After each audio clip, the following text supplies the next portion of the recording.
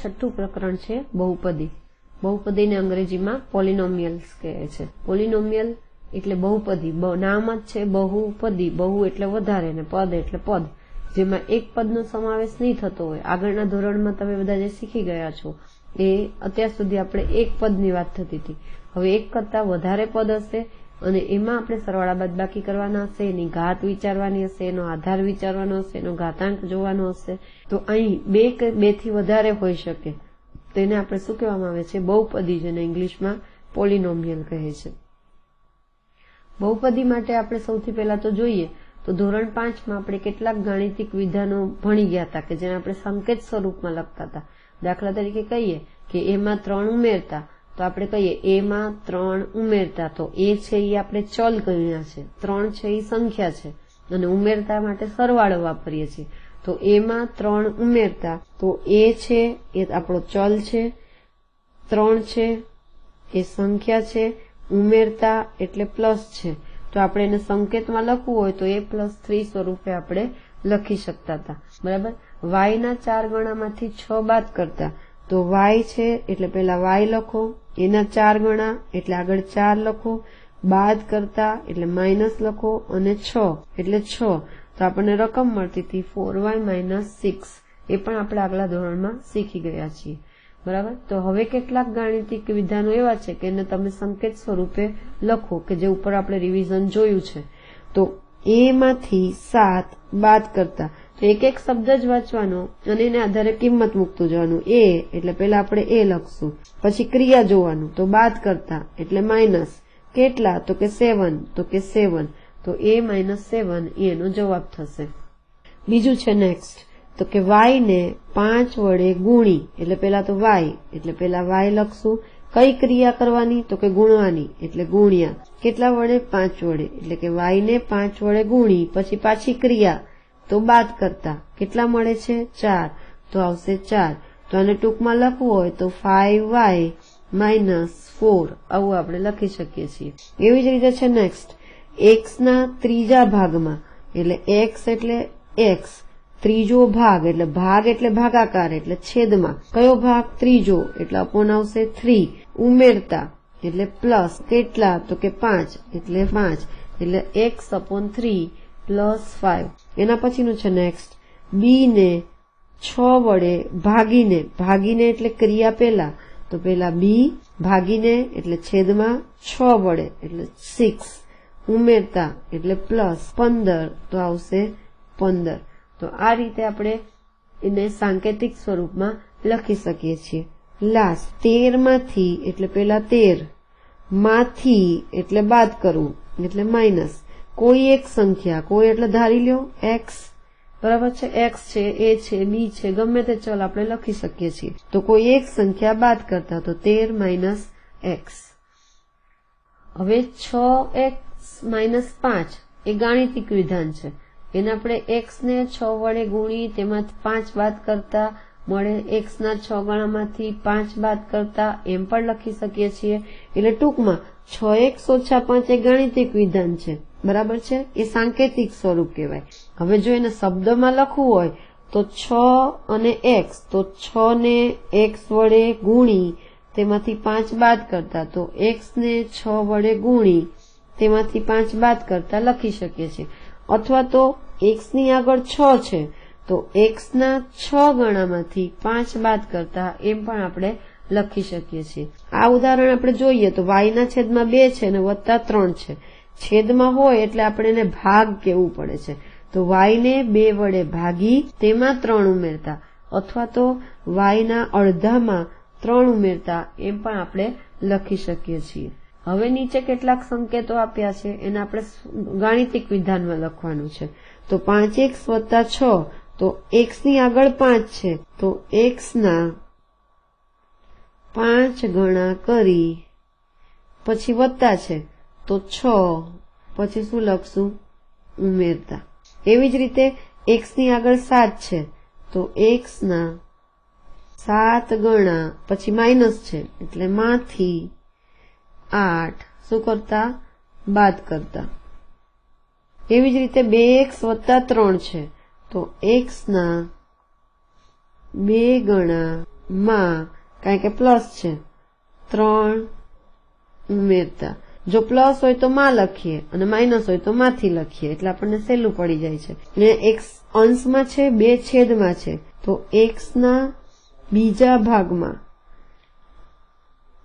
એટલે x નો બીજો ભાગ થઈ ગયો છેદમાં એટલે 1 ઉમેરતા. આને આપણે બીજી રીતે પણ લખી શકીએ છીએ કે x ના બીજા ભાગમાં 1 ઉમેરતા એની બદલે x ના અડધામાં 1 ઉમેરતા. તો x નો અડધો એ પણ બીજો જ ભાગ થયો અને 1 ઉમેરતા. પછી આ x ની છેદમાં 3 છે તો હવે આવડી જશે x ના છેદમાં 3 હોય તો ત્રીજા ભાગમાં કેટલા છે +2 એટલે 2 ઉમેરતા. એની નીચેનું નેક્સ્ટ લાસ્ટ તો કે a છે તો કે a ના છેદમાં 5 છે તો પાંચમા ભાગમાં થી 7 બાદ કરતા કારણ કે માઇનસ છે તો થી કરી દીધું થી 7 બાદ કરતા. તો ટૂંકમાં સાંકેતિક સ્વરૂપ આપ્યું હોય તો ગાણિતિક વિધાન લખી શકો, ગાણિતિક વિધાન આપ્યું હોય તો તમે સાંકેતિક સ્વરૂપ લખી શકો કે જે બહુપદીમાં અગત્યની વસ્તુ છે. હવે આપણે કંઈક નવું શીખવાનું છે. નવું શીખવા માટે એકપદી, દ્વિપદી અને ત્રિપદી આના વિશેનો અભ્યાસ કરશું. એકપદી છે એને મોનોમિયલ કહેવાય, દ્વિપદી બાયનોમિયલ કહેવાય અને ત્રિપદીને ટ્રિનોમિનલ કહે છે. હવે એકપદી એટલે એમાં એક જ પદ આવતું હશે, બરાબર છે.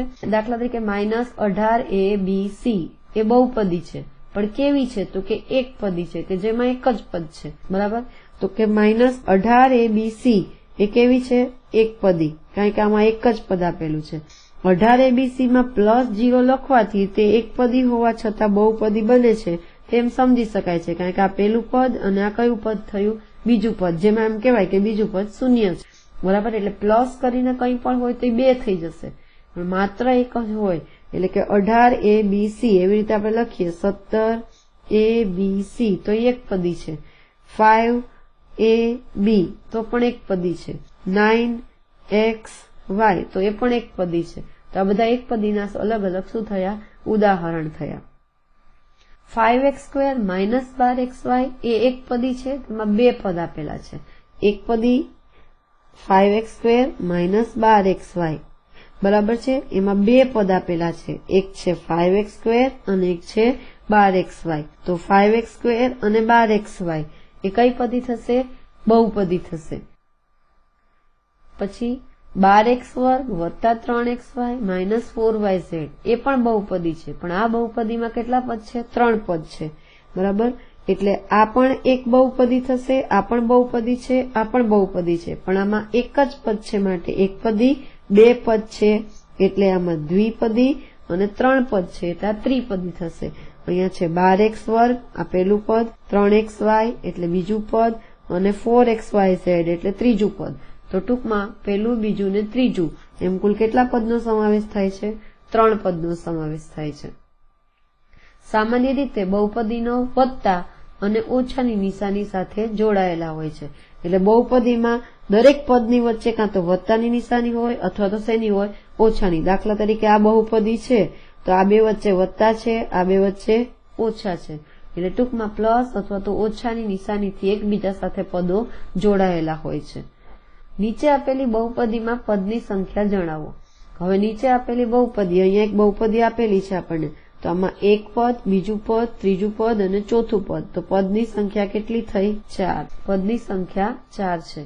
આમાં છે 2xy, 3x² 2y એટલે 25y નો ઘન. તો આ પેલું પદ, આ બીજું પદ અને ત્રીજું પદ. તો પદની સંખ્યા કેટલી થઈ 3 થશે. પછી આ a² b અને c તો a² bc આખું એક જ પદ છે માટે આમાં પદની સંખ્યા કેટલી થઈ 1. પછી છે 6a + 5b - 10ab - a² - b². તો આમાં બહુપદીમાં પદની સંખ્યા તો કે આ પેલું પદ, આ બીજું પદ, આ ત્રીજું પદ, આ ચોથું પદ અને આ પાંચમું પદ. તો પદની સંખ્યા કેટલી થઈ 5.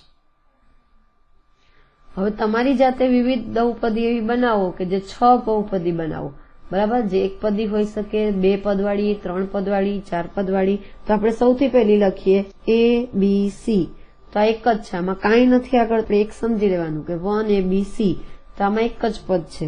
પછી લખીએ 3xy + 2y વર્ગ, તો આમાં 2 પદ આપેલા છે, કોઈ નવી લખીએ, બરાબર છે, 9a પ્લસ 3b, તો આમાં 2 પદ આપેલા છે. એવી જ રીતે એક લખીએ 2a વર્ગ પ્લસ 3b વર્ગ માઇનસ 2a માઇનસ 3b, તો આમાં કેટલા પદ આપેલા છે? 4 પદ. અહીંયા કેટલા પદ આપેલા છે? 2. આમાં કેટલા બહુપદી છે? 1. આમાં કેટલા પદ છે? તો કે 2. બરાબર છે. હવે નેક્સ્ટ લખીએ 5x વર્ગ પ્લસ 3y પ્લસ 9z, તો આમાં કેટલા પદ આપેલા છે? 3 આપેલા છે, બરાબર. 9y વર્ગ પ્લસ 3x વર્ગ પ્લસ 4b વર્ગ minus 2ab plus 7bc plus 6a. હવે આમાં પદ ગણીએ તો 1 2 3 4 5 અને 6, કેટલા પદ આપેલા છે? 6. તો આવી કેટલીક બહુપદી આપણે બનાવી શકીએ છીએ કે જેમાં પદની સંખ્યા આપણે ગણી અને લખવાની કે એમાં કેટલા પદ આવેલા છે. હવે આપણે જે પ્રશ્ન 2 જોયો એમાં જે બહુપદીઓ લખી એમાં 1 પદવાળી, 3 પદવાળી, બરાબર, બહુપદીઓમાં વર્ગીકરણ કરવાનું છે કે 1 પદવાળી કેટલી હતી, 2 પદવાળી કેટલી હતી અને 3 પદવાળી કેટલી હતી. તો આપણે અહીંયા ફરીથી થોડીક બહુપદી લખી નાખીએ કે ax b, બરાબર છે. બીજી લખશું આપણે 2ab પ્લસ 3y પ્લસ, હજી બીજી લખીએ 9c, એક બહુપદી લખીએ 3x square 4y square 9z square. હજી આપણે એક લખશું 9xy પ્લસ 3ab, બરાબર છે, 3abc. હજી કોઈ એક બહુપદી લખીએ 9a વર્ગ plus 3y square plus 9z square. હજી કોઈ એક બહુપદી લખીએ 3a plus 4b plus 2c. હવે આનું વર્ગીકરણ કરીએ તો આપેલી બહુપદીમાં 1 પદવાળી, 2 પદવાળી, 3 પદવાળી બહુપદીમાં વર્ગીકરણ કરો તો 1 પદવાળી કઈ છે? તો કે axb, પછી છે 3abc, બરાબર. 2 પદવાળી કઈ છે? તો 9xy પ્લસ 3ab, બરાબર છે, આ છે. હવે છે બીજી કોઈ 2 પદવાળી નથી. હવે 3 પદવાળી, તો 3 પદવાળીમાં છે 2ab plus 3y plus 9c, આ એક. પછી છે આ બીજી 3x square plus 4y square plus 9z square. પછી છે આ ત્રીજી 3a plus 4b plus 2c. પછી હજી છે આ ચોથી તો કે 9a square plus 3y square plus 9z square. તો આપણે અહીં અલગ અલગ 1 પદવાળી, 2 પદવાળી, 3 પદવાળી બહુપદીઓ લખી શકીએ છીએ. હવે કેટલુંક યાદ રાખવાનું છે કે જે આ વ્યાખ્યા તરીકે, ટૂંકા પ્રશ્ન તરીકે બધી જ જગ્યાએ સૌથી અગત્યની વસ્તુ છે કે જે બહુપદીમાં એક જ પદ હોય એને એક પદી કહેવાય છે. દાખલા તરીકે 2x 3a વર્ગ b b સ્ક્વેર ક્યુ 3q. બીજી આપણે લખવી હોય તો લખીએ 9y પછી 9a 7b વર્ગ pqr. આ બધી એક પદીઓ થઈ. પછી જે બહુપદીમાં 2 પદ આપેલા હોય એને દ્વિપદી કહેવાય છે. દાખલા તરીકે x² + 2 a - 3 xy + 10. બીજા આપણે ઉદાહરણ આપીએ 9y + 7x a² + b² x² + y². તો આપણને એમાં 2 પદ મળે છે, માટે એને દ્વિપદી કહે છે. પછી જે બહુપદીમાં 3 પદ હોય એને ત્રિપદી કહે છે. ઉદાહરણમાં જુઓ s² + 2a + 3 2xy - 3 + y² s² + 2ab + b². આપણે એક બહુપદી લખીએ x² + 2xy + y² કે જેમાં 3 પદ રહેલા છે. ટૂંકમાં એક જ પદ હોય તો એકપદી, 2 પદ હોય તો દ્વિપદી અને 3 પદ હોય તો ત્રિપદી. એટલે આપણે ટૂંકમાં યાદ રાખવાનું કે 1 પદ તો એકપદી, 2 પદ તો દ્વિપદી અને 3 પદ તો એને શું કહેવામાં આવે છે? ત્રિપદી. હવે એક મહાવરો જોઈએ, બરાબર, કે 8ab a square b plus 3 minus 9x square minus 4x plus y minus 9xy plus 2 6b square minus 5 minus 7x square y square 6xy plus 3x minus 3 9abc. હવે શું લખ્યું છે કે બાજુના બોક્સમાં લખેલ બહુપદી ઓળખો, તેમાંથી એક પદી શોધીને તમારી નોટબુકમાં લખો. માત્ર આપણે કઈ પદી લખવાની છે? એક પદી જ. તો એક પદીમાં પેલી આવશે 8ab કે એક જ પદ રહેલું છે, પછી આ નહીં આવે, પછી આવશે લાસ્ટમાં 9x સ્ક્વેર, પછી પાછા આ બે પદી છે, આ બે છે, આ બે છે, પછી ફરીથી આવશે -7 નિશાની સાથે લખવું જરૂરી છે, -7x સ્ક્વેર y સ્ક્વેર, હજી નેક્સ્ટ આવશે 9abc. તો ટૂંકમાં આપણને જે દાખલો આપેલો છે એની અંદરથી માત્ર આપણે એક જ પદ હોય એવી એક પદી શોધીને લખેલ છે. નીચે આપેલા બોક્સમાં એક પદી, દ્વિપદી અને ત્રિપદીના 3 ઉદાહરણ લખો. હવે એક પદી લખીએ તો આપણે દાખલા તરીકે 9abc, પછી માત્ર x સ્ક્વેર અને 7y, તો આ એક પદી થયું કે જેમાં એક એક પદનો જ સમાવેશ થાય છે. હવે દ્વિપદી લખીએ તો 2x plus 5y, 3a plus 4b, 9a minus 7b. તો આમાં બબે પદ રહેલા છે.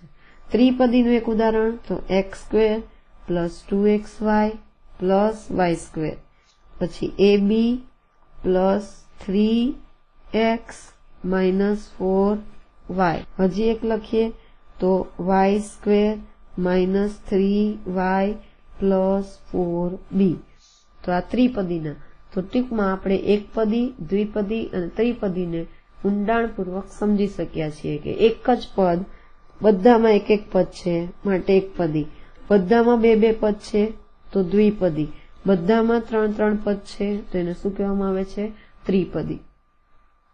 પદની ઘાત કોને કહેવામાં આવે છે? તો પદની ઘાત માટે આપણે એક નવો અભ્યાસ કરવાનો છે કે આપણે ઘાત અને ઘાતાંક શીખી ગયા હતા. દાખલા તરીકે તમને કીધું કે 4 ગુણ્યા 4 તો 4 ની 2 ઘાત, તો 4 ની 2 ઘાત એ કયું સ્વરૂપ થયું? ઘાત સ્વરૂપ થયું. એમાં 4 આધાર અને 2 ક્યાં આવે? ઘાતાંક. આધાર ક્યાં હોય? હંમેશા નીચે, અને ઘાતાંક હંમેશા ક્યાં હોય? ઉપર. એ આપણે ભણી ગયા, બરાબર. હવે એવી જ રીતે x ની 4 હોય તો એમાં x આધાર ને 4 શું છે? ઘાતાંક છે. પણ આ x શું છે? તો x છે એને ચલ કહેવામાં આવે છે. એટલે x, y, z, a, b, c, p, q, r આ બધાને શું કહેવામાં આવે છે? ચલ કહેવામાં આવે છે. એટલે અત્યાર સુધી આપણે સંખ્યા વિશે જોતા હતા. હવે સંખ્યાની સાથે આપણે ચલને પણ લેવાનો છે અને પછી પદની શું બતાવવાની છે? ઘાત બતાવવાની છે. દાખલા તરીકે જુઓ, આપણે સમજીએ કે અહીંયા એક કોષ્ટક આપેલું છે. આ કોષ્ટકમાં પદ છે, ચલ છે અને ચલનો શું છે? ઘાતાંક છે. એટલે દાખલા તરીકે 5x વર્ગ, તો એમાં ચલ કયો છે? તો એ રકમની બાજુમાં જે આપણને સંખ્યાની બાજુમાં જે x, y, z, a, b, c, p, q, r, m, n લખેલું હશે એ બધાને આપણે એનો ચલ કહેશું. તો 5x સ્ક્વેર, એમાં 5 છે એ સંખ્યા છે પણ એની જોડે x છે એને શું કહેવામાં આવે છે? ચલ. હવે x ની ઉપર કેટલા છે? 2, તો 2 એનો શું થયો? ઘાતાંક થયો. -3y સ્ક્વેર, તો 3 સંખ્યા છે પણ જોડે છે y, તો y શું થયો? ચલ થયો. ઉપર 5 છે તો 5 એનો શું થયો? ઘાતાંક થયો. 8a, તો 8 છે એ શું છે? સંખ્યા છે. a છે એ શું છે? ચલ છે, બરાબર. તો a છે એ ચલ આવશે, એની ઉપર કંઈ નથી તો 1, તો 1 એનો શું થશે? ઘાતાંક થશે. 12 b ની 4 ઘાત, તો 12 છે એ આપણી શું છે? સંખ્યા છે. b છે એ શું થશે? ચલ. આ શું થશે? એનો ઘાતાંક થશે. તો એનો મતલબ b છે એ ચલ છે અને 4 છે એનો શું થશે? ઘાતાંક થશે. ચલનો ઘાતાંક. a ની 3 ઘાત, આમાં સંખ્યા કંઈ જ નથી, સંખ્યા આપેલ નથી. જ્યારે માત્ર a છે એ ચલ છે અને 3 છે એની શું થશે? ઘાત થશે. 7 m ની 6 ઘાત, તો 7 છે એ સંખ્યા બને છે, m છે એ ચલ છે, 6 છે એનો શું છે? ઘાતાંક છે. તો m છે એ ચલ અને 6 છે એનો શું બને છે? ઘાતાંક બને છે. ટૂંકમાં ABCD XYZ PQR MN આ બધા જ છે એ ચલ તરીકે ગણિતની અંદર ઉપયોગી થતા હોય છે. તે જ રીતે +15 એ પણ એક પદી છે જે અચળ પદ છે. અચળ પદમાં ચલનો ઘાતાંક શું હોય? 0. એનો મતલબ કે 15 લઈએ આપણે તો 15 છે એ એક જ પદ છે. એક પદ છે એટલે એક પદી છે. એક પદીને અચળ પદી કહેવાય. અને અચળ પદમાં હંમેશા ચલનો ઘાતાંક 0 હોય. આ ખાલી જગ્યામાં કે ટૂંકા પ્રશ્નમાં, વ્યાખ્યામાં, પ્રશ્નમાં, ટૂંકા પ્રશ્નમાં બધી જગ્યાએ આ પૂછી શકાય છે કે અચળ પદ હોય એનો ઘાતાંક શું હોય? તો કે 0 હોય છે. એટલે +15 સાથે x ગુણાયેલ છે જે બરાબર જેનો ઘાતાંક શું છે? 0 છે. લખવું હોય તો કઈ રીતે લખાય? 15x0 કોઈ પણની ઉપર 0 તેનો જવાબ હંમેશા 1 આવે. એટલે કે કોઈ પણની ઉપર 0 તો જવાબ શું લખીએ છીએ? 1. એટલે કે x ની 0 તો 1, 5 ની 0 તો 1, y ની 0 તો પણ 1. એટલે કે 15 ગુણ્યા 1 બરાબર 15. 7માં આપણે આગલા ધોરણમાં પણ x ની બરાબર 0 બરાબર 1 એના પછીના ધોરણમાં આપણે હવે એનો અભ્યાસ કરવાનો છે. આ અત્યારે માત્ર આપણે યાદ રાખવાનું છે. 15 ગુણ્યા 1 એટલે 15. આમ અચળ પદમાં ચલનો ઘાતાંક 0. આમ 23, -5, 18 આ બધા કેવા પદ ગણવામાં આવે છે? અચળ પદ. માત્ર સંખ્યા હોય, પાછળ કોઈ ચલ ન દર્શાવેલો હોય તો આપણે એને અચળ પદ કહીએ છીએ. હવે આપણે કોષ્ટક જોઈએ, સમજીએ અને એના આધારે નીચેનું કોષ્ટક પૂર્ણ કરીએ. દાખલા તરીકે 4x3 y². તો આમાં ચલ કયા છે? તો કે બે ચલ છે x અને y. તો x અને y. x ની ઘાત કેટલી છે? 3. તો x ની જોડે કેટલા લખ્યા? 3. y ની સાથે કેટલા છે? 2. તો y ની સાથે કેટલા લખ્યા? 2. તો આ બેનો સરવાળો પ્લસ કરવાનો. તો 3 અને 2. પદનો ઘાત, આખા પદનો ઘાત કેટલો થાય? તો કે 3 અને 2 ટોટલ કેટલો સરવાળો આવે છે? 5. એવી જ રીતે -5a² b³ c ની 4. આ તો સંખ્યા છે. આ 3 ચલ આપેલા છે a, b, c. તો a, b અને c. a ની ઘાત કેટલી છે? 2. તો 2. b ની ઘાત કેટલી છે? 3. તો 3. c ની ઘાત કેટલી છે? 4. તો 4. હવે આ ત્રણેયને પ્લસ કરવાના. તો 4 ને 3 7, 8 ને 9. તેનો મતલબ 4, 5, 6, 7, 8 ને 9. તો ટોટલ પદનો ઘાત કેટલો થશે? 9. હવે નેક્સ્ટમાં આપણે જાતે કરીએ. આ સંખ્યા છે. પદ ચલ કેટલા છે? x, y અને z. તો x, y અને z. હવે x ની કેટલી ઘાત છે? 2. તો x ની જોડે 2. y ની 2. તો y ની પણ 2. z ની પણ 2. તો z ની પણ 2. હવે આ બધા વચ્ચે પ્લસ કરીએ તો 2, 2, 4 ને 2, 6. તો 2 + 2 + 2 ટોટલ કેટલી ઘાત થાય? 6. તો પદનો ઘાત કેટલો ગણવામાં આવે છે? 6. આમાં સંખ્યા છે. x ચલ 2 છે x અને y. x ની કેટલી ઘાત છે? 3. તો અહીંયા લખશું 3. y ની કેટલી છે? 4. તો અહીંયા કેટલા લખશું? 4. આ બેને પ્લસ કરવાના. તો 3 + 4 = 7. તો ચોથું છે એની પદનો ઘાત થશે 7. આમ આપેલા પદમાં રહેલા ચલના ઘાતાંકોના સરવાળાને પદનો ઘાત કહે છે. પદનો ઘાત એટલે શું? તો કે જેટલા પદ આપેલા હોય એ બધા પદના ઘાતાંકોનો શું કરવાનો? સરવાળો. જેમ કે 4x3y². તેમાં x નો ઘાતાંક 3, y નો 2, ટોટલ 3 ને 2 કેટલા થશે? 5. જે આપણે પેલું ઉદાહરણ જોયેલ છે. પદનો સહગુણક કોને કહેવામાં આવે છે? તો કે આપણે જાણીએ છીએ કે 2 + 2 + 2 બરાબર 3 ગુણ્યા 2. એનો મતલબ કે 2 + 2 + 2. તો 2 લીધા પણ કેટલી વખત લીધા? 1, 2 ને 3. તો 3 ગુણ્યા શું લખીએ છીએ? 2. એવી જ રીતે બીજું છે કે 3 ગુણ્યા 3 ગુણ્યા 3 ગુણ્યા 3. તો 3 ખરા પણ કેટલી વખત? 4 વખત. એવી જ રીતે 5 + 5. હવે 5 ગુણ્યા 5. તો એનો મતલબ 5 કેટલી વખત? તો કે 2 વખત. આવું આપણે એને ટૂંકમાં લખીએ છીએ. હવે એવી જ રીતે આપણે a + a લખીએ. હવે ચલનો ઉપયોગ કરીએ. અહીંયા સુધી માત્ર સંખ્યાઓ હતી. હવે ચલ લઈએ છીએ. તો a + a. તો a કેટલી વખત છે? તો કે 1 અને 2. તો આગળ લખ્યા 2. તો 2a. એટલે 2a બરાબર 2 ગુણ્યા a. અથવા તો 2 ગુણ્યા a બરાબર 2a. વચ્ચે ગુણાકારની નિશાની લખતા નથી.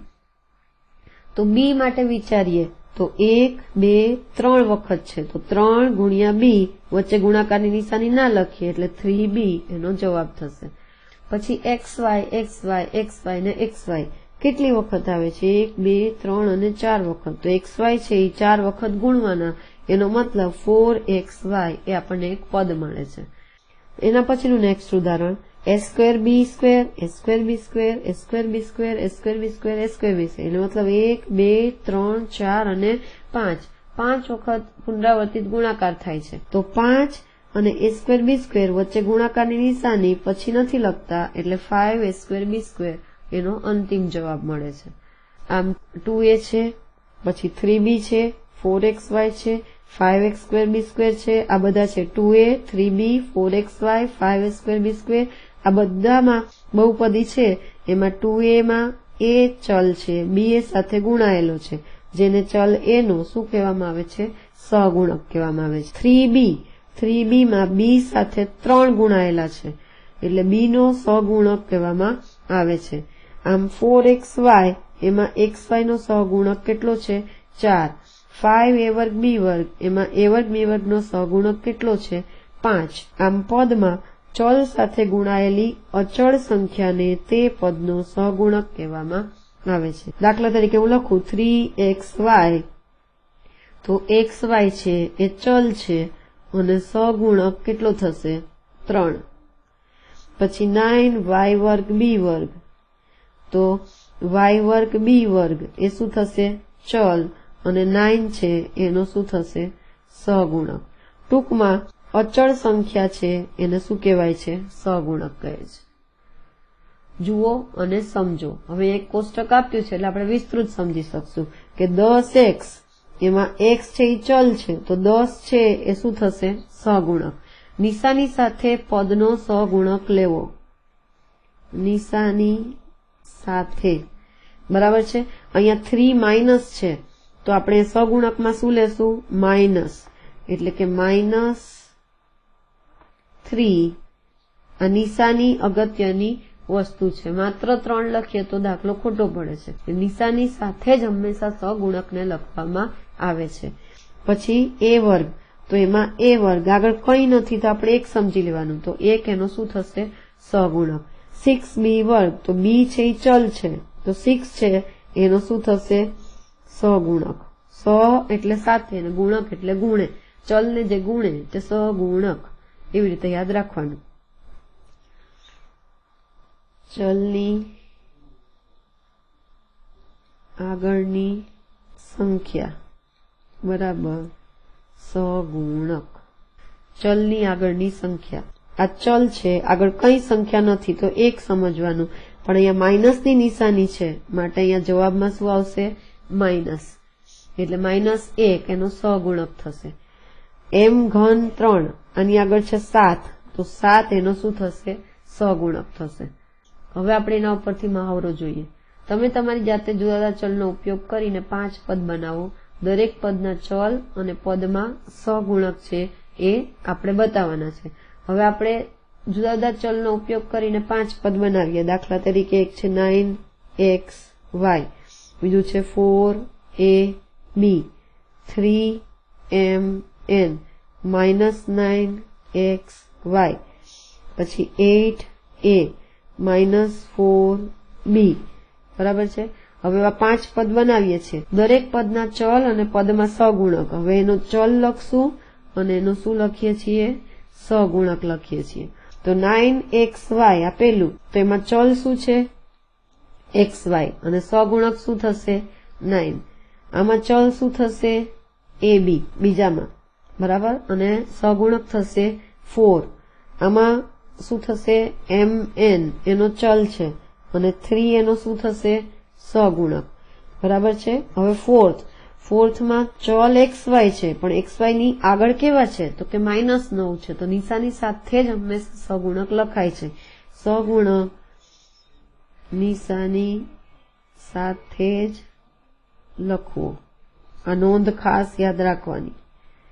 એનો મતલબ 9 ની આગળ માઇનસ છે તો -9 આવશે. આમાં ચલ છે a, આગળ આવશે સહગુણક 8, આમાં છે b અને -4. તો આપણે જુદા જુદા ચલ અને જુદા જુદા સહગુણક થી આપણે આ રકમ જોઈ શક્યા છીએ. હવે નીચે આપેલા પદોના ચલ, ચલનો ઘાતાંક, પદનો સહગુણક અને પદનો ઘાત બધું જ લખવાનું છે. હવે સૌથી પહેલું છે 4x². એમાં આપેલા પદોના ચલ, એટલે પહેલા તો આપણે ચલ લખશું, પછી ચલનો ઘાતાંક એટલે ચલનો ઘાતાંક, પછી પદનો સહગુણક, પદનો સહગુણક અને પદનો ઘાત. આટલી વસ્તુ આપણે લખવાની છે. એમાં સૌથી પહેલું છે 4x². તો 4x² માં ચલ કયો છે? તો કે x². ચલનો ઘાતાંક કેટલો છે? ચલમાં માત્ર આપણે x લખશું, કારણ કે માત્ર x. ચલનો ઘાતાંક તો કેટલો છે? 2, તો આમાં 2 આવશે. પદનો સહગુણક કેટલો છે? તો કે 4, એટલે અહીંયા આવશે 4. પદનો ઘાત કેટલો છે? તો કે માત્ર એક જ ચલ આપેલો છે. એક જ ચલ આપેલો હોય તો માત્ર એ જ ઘાત આવે, એટલે પદનો ઘાત કેટલો બનશે? 2. બીજું છે નેક્સ્ટ -y². ચલ કયો છે? તો કે y. ચલનો ઘાતાંક કેટલો છે? તો કે 3, ઉપર હોય તો. પદનો સહગુણક તો આગળ કંઈ નથી, તો આપણે 1 સમજવાનું, નિશાની માઇનસ છે એટલે -1. અને પદનો ઘાત કેટલો છે? 3, તો અહીંયા કેટલા આવશે? 3. એના પછી છે 3x² y³ અને z⁻⁴. હવે આમાં ચલ કેટલા છે? તો કે 3x, y અને z. બરાબર. ચલનો ઘાતાંક કેટલો છે? તો કે x નો કેટલો છે? 2, y નો 3 અને z નો 6. પદનો સહગુણક કેટલો છે? 3, તો આમાં આવશે 3. અને ઘાત કેટલો? તો કે 2 + 3 + 6, એટલે 6 ને 3 9, 10 ને કેટલા આવશે? 11. આને આપણે આ રીતે પણ લખી શકીએ છીએ કે ભાઈ x નીચે y નીચે z, 2 નીચે 3 નીચે 6. આ રીતે પણ આપણે લખીએ અને આડું પણ લખી શકીએ છીએ. વચ્ચે અલ્પવિરામ કરી દે એટલે 2, 3 અને 6, 2x, y અને z એમ 3 ચલ આપણે બતાવી શકીએ છીએ. ચોથું છે એમાં -15 a, b, c². હવે ચલ કેટલા છે? તો આમાં છૂટા લખીએ a, b અને c. a ની પછી ચલનો ઘાતાંક, તો એની ઉપર કંઈ નથી એટલે 1, b ની ઉપર કંઈ નથી એટલે 1, એટલે a ની 1, b ની 1, c ની કેટલી છે? 2, તો 2 ઘાત. સહગુણક કેટલો છે? તો -15, નિશાની સાથે લખવું જરૂરી છે. અને પદનો ઘાત તો આ ત્રણેયનો સરવાળો, 1 + 1 + 2, એટલે 2 ને 1, 3 ને 1 કેટલા બને છે? 4. હવે x ની 2 ઘાત છે એ પદમાં સહગુણક કેટલા છે? તો આપણે જોઈએ કે x ની 2 ઘાત. બરાબર. અહીં x શું છે? ચલ છે. પછી x ની આગળ કશું જ નથી અને કશું જ ન હોય ત્યારે કેટલા સમજવાના? 1 સમજવાના. માટેનો જવાબ આવશે 1. સહગુણક કેટલા આવશે? 1. 3abc કેટલી ઘાતવાળું પદ છે? કેટલી ઘાતવાળું? હવે 3abc જેમાં a ઉપર 1, b ઉપર 1, c ઉપર 1, તો ઘાત કેટલી થશે? તો a ની 1 + b ની +1, c ની +1, તો આપણે 1 + 1 + 1, એટલે કેટલી ઘાત થશે? 3 ઘાત વાળું પદ છે. પછી 12x + 7 માં પદ 7 ની ઘાત કેટલી છે? તો 12x + 7, એમાં 7 ની ઘાત એટલે સમજીએ 7 ગુણ્યા કોઈ પણ એક પદ હશે એની ઉપર શૂન્ય ઘાત હશે. શૂન્ય ઘાતનો જવાબ x ની શૂન્ય ઘાત બરાબર 1, એટલે આપણે 1 × 7 લખશું બરાબર 7. એટલે એનો મતલબ કે 7 ની ઘાત કેટલી? તો કે 7 ની ઘાત ચલની ઉપર 0, એટલે કે 0 ઘાત જવાબ. કોઈ પણની ઉપર કેટલી ઘાત ગણી શકીએ છીએ? 0.